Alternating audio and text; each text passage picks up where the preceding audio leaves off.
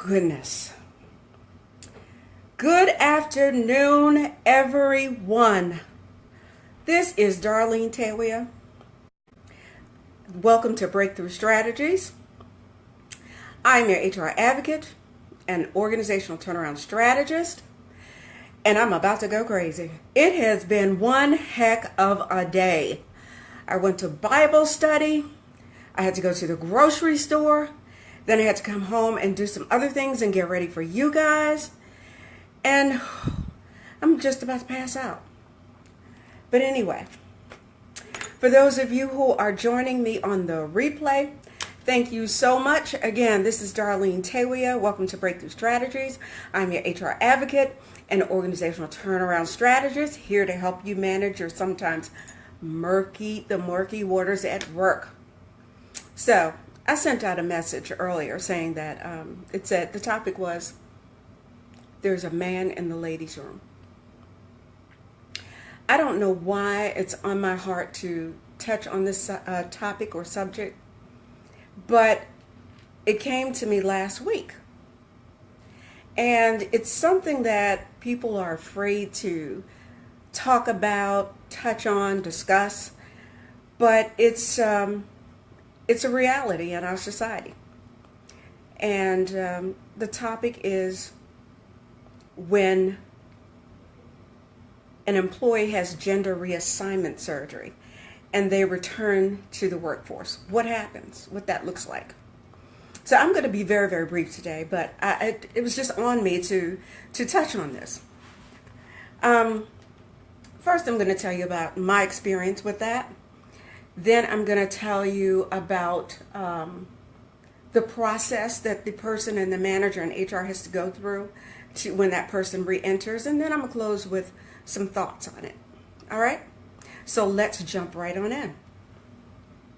So when I was about 26 or something like that, you didn't really hear much about gender reassignment surgery. I don't even know if there was a gender reassignment surgery. If so, maybe it was overseas or something, but I don't think here in the States they did anything like that. But I was very, very ignorant to the topic. So, like I said, I was 26 years old, and there was a man. He and I used to be an early riser. I would get to work really, really early, like 7 o'clock, 6:30, something like that. And he was a military guy. He and I would come to work at the same, catch the elevator up at the same time, and usually we'd leave at the same time every day.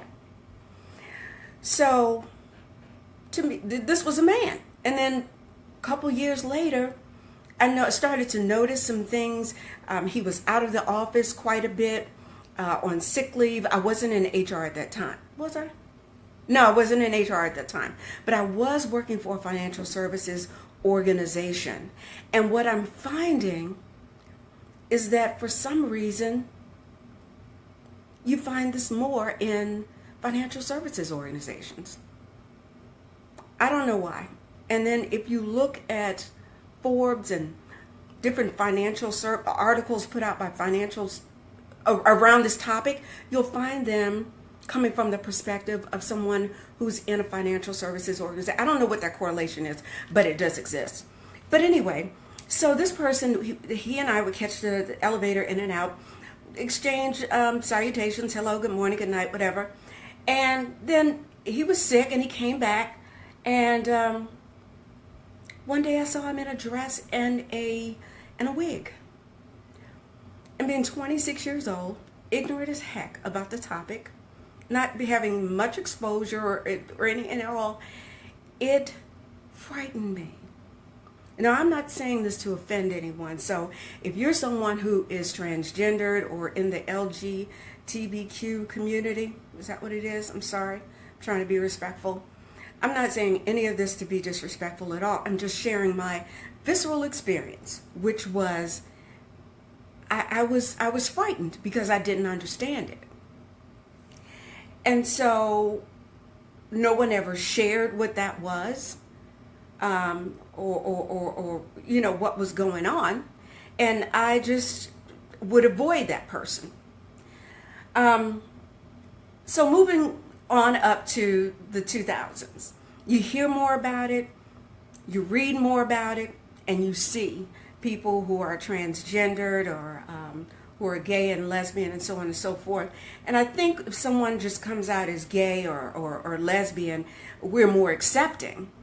But if someone chooses to transition into another gender, it's difficult.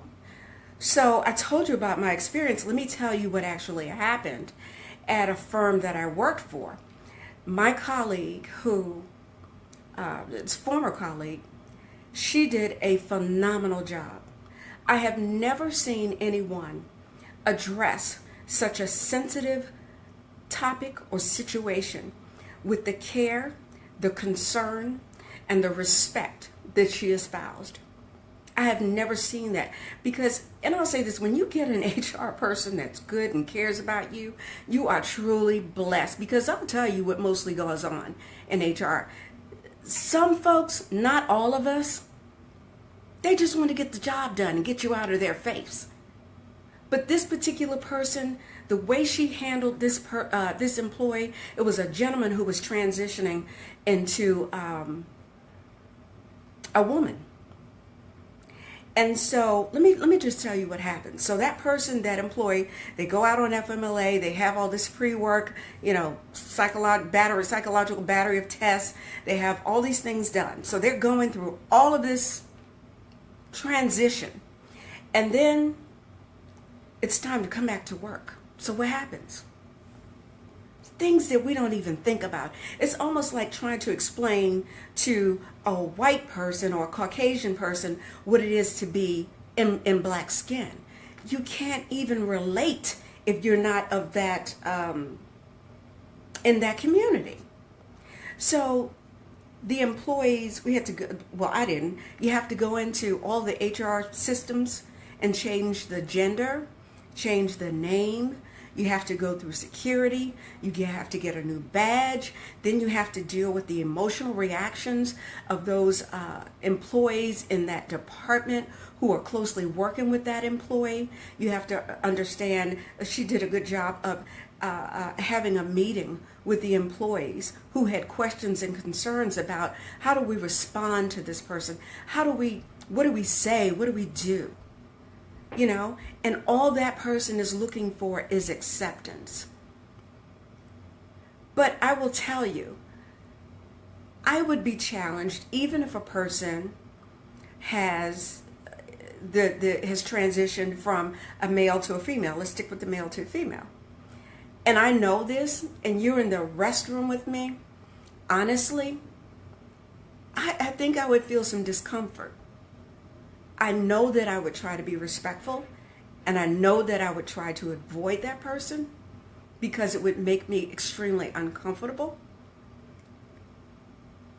But I would do my best not to make a scene or make that person uncomfortable because they're dealing with so much.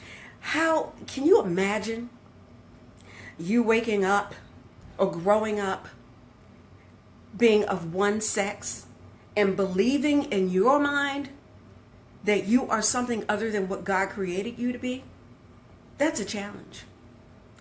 It's difficult every day just to exist in our own skins, whether it's black, white, olive skin, it doesn't matter. Just being human, a human being, and going to work, and then having to go out one gender and come back another.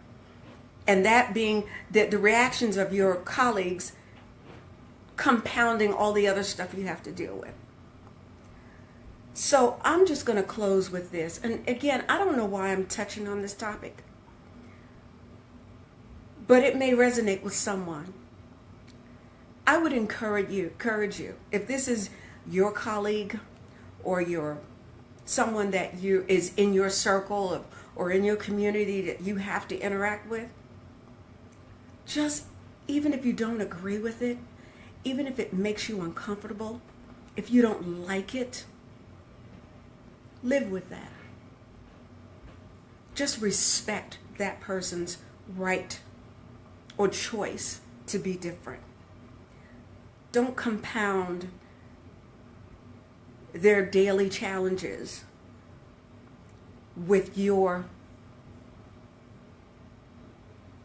disapproval of who they choose to be. All they want is an opportunity to be accepted just like you and I.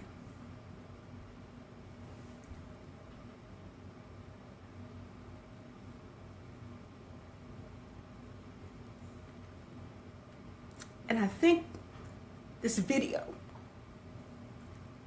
is about acceptance. Just being a woman and a woman of color. Thank you for joining, Pat. Thinking about the challenges that I experienced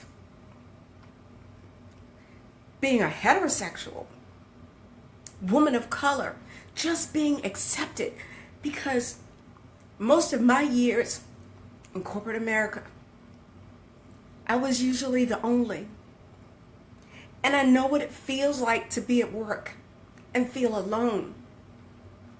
And just think, if you're in the skin of a person who can't even accept themselves, what would that look like for you? Think about it for a minute. How would that feel for you? I'm going to close with these statistics. 40% of transgendered people attempt suicide. 40%, that's a very high number. So that tells you that if someone is having suicidal thoughts about who they are, they're struggling already. So I'm asking you, if you encounter those people, don't compound that with your disagreement. And then one more statistic. 50% of transgendered individuals, they go homeless, they go unemployed and homeless because of the discrimination that they experience.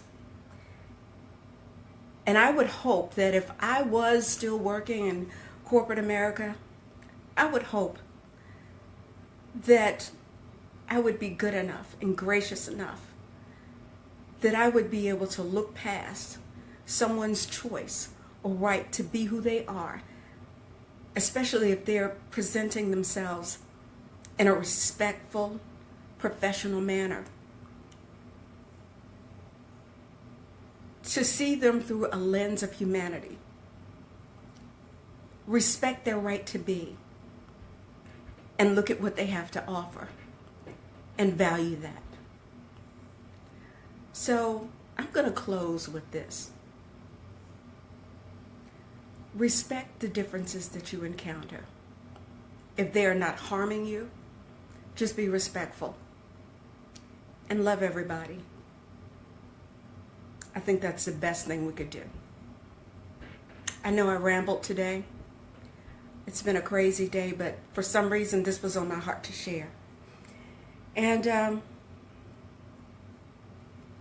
be kind, everybody. I'll see you Thursday. Take care.